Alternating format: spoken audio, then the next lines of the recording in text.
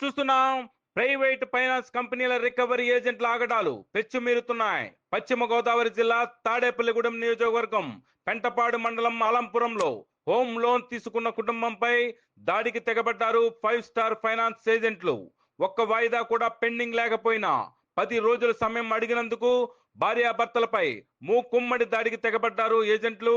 అంతేకాకుండా అంగన్వాడీ టీచర్ గా పనిచేస్తున్న కుమారిని ఏజెంట్ అసభ్యకరంగా ప్రవర్తిస్తూ వేధించినట్లుగా బాధితురాలు వాపోతోంది. తన భర్త ఇంటిపై లోన్ తీసుకుంటే తాను పనిచేసే అంగన్వాడీ స్కూల్ వద్దకు వచ్చి అసభ్య ప్రవర్తన చేశారంటూ బాధితురాలు కుమారి చెబుతుండటం గమనార్హం.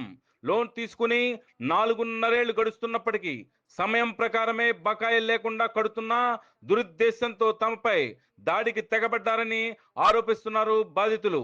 ఈ నెల 17వ తేదీన జరిగిన ఈ ఘటన ఆలస్యంగా వెలుగు చూసింది. భార్యాభర్తల ఒంటిపై రక్తపు గాయాలున్న పెంటపాడు పోలీసులు కేసు నమోదు చేయకపోవడంపై పలు విమర్శలకు తావిస్తోంది.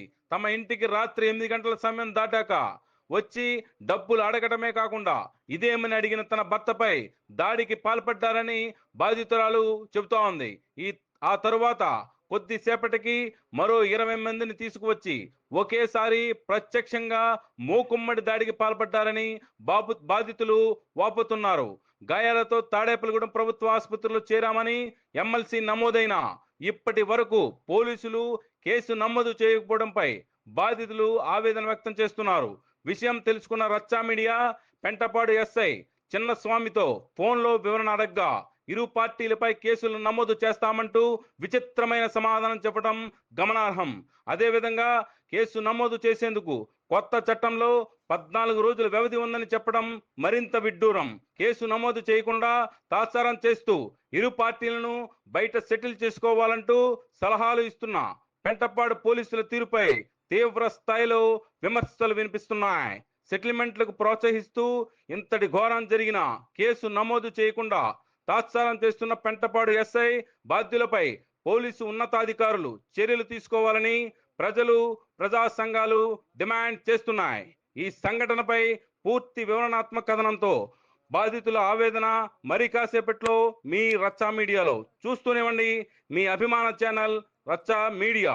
నా పేరు రత్న కుమార్ అండి. మేము కుటుంబ అవసరాల నిమిత్తం 5 స్టార్ లోన్ తీసుకున్నామండి. తీసుకుంటే మేము 50 నెలల వరకు మేము పెండింగ్ లేకుండా కడుతున్నామండి. కడుతుంటే ఈ నెల 13వ తారీఖున వచ్చి రికవరీ అడిగారండి. వస్తే మేము మాకు ఇబ్బంది ఉండే 2 రోజుల్లో కడతామని చెప్పామండి. తర్వాత ఆయన కుదరదు, మీరు కట్టాలా, మార్చి బడ్జెట్ కాబట్టి ఈ నెలలో మీరు త్వరగానే కట్టాలని కట్టి చెప్పారండి. సార్ 2 రోజుల్లో కడతామని చెప్పామండి. తర్వాత మళ్ళీ 15వ తారీఖుని నేను చేసే స్కూల్ దగ్గరికి వచ్చి ఆయన ఇంకా కేకలేసి వాళ్ళ చూపుల్లో కట్ట మాకు అసభ్యకరంగా అనిపించిందండి. నేను కడతాను సార్ 2 రోజులు అని చెప్పినా సరే ఆయన కేకలేసి వెళ్ళారండి. తర్వాత మళ్ళీ 15 వచ్చారండి. 15 వచ్చి నేను వెళ్ళానండి బయటికి వెళ్ళి, సార్ 2 రోజుల్లో కడతామని చెప్పాం కదా సార్, మళ్ళీ మీరు ఇంటికి వచ్చి మళ్ళీ కేకలేస్తున్నారు ఏంటి అని అడిగానండి. ఈ లోపల మా ఆయనగారు ఫోన్ మాట్లాడుతున్నారండి. ఆయన ఏంటి కేకలేని పడుతుందని బయటకు వచ్చారండి. బయటకు వస్తే ఆయన అడిగారండి, ఏంటి మీరు స్కూల్ దగ్గరికి అట్లా వెళ్ళి అడుగుతున్నారు, ఆ అమ్మాయి మీద కేకలేసారంటే ఏంటి అని అడుగుతున్నారండి. అడుగుతుంటే వెనకాల ఉన్న అతను రియాక్ట్ అయ్యి బూతులు తిట్టిండి. తర్వాత వీళ్ళిద్దరూ ఘర్షణ పడ్డారండి. అతను కాలర్ పట్టుకుని ఏంటి ఇష్టం వచ్చినట్టు మాట్లాడుతున్నామని మా ఆయన గారు కాలర్ పట్టుకున్నారండి. కాలర్ పట్టుకుని వాళ్ళిద్దరు వచ్చారండి. ఇద్దరు కలబడ్డారండి. తర్వాత మేము దీన్ని అయితే మేము అడ్డుపట్టుకున్నామండి. అడ్డుపెట్టుకున్నా సరే అతను ఊరుకోకుండా మళ్ళీ ఫోన్ చేసి 20 మందిని రప్పించి వాళ్ళ ఇష్టం వచ్చినట్టు మా ఆయన గారిని కొట్టించారండి.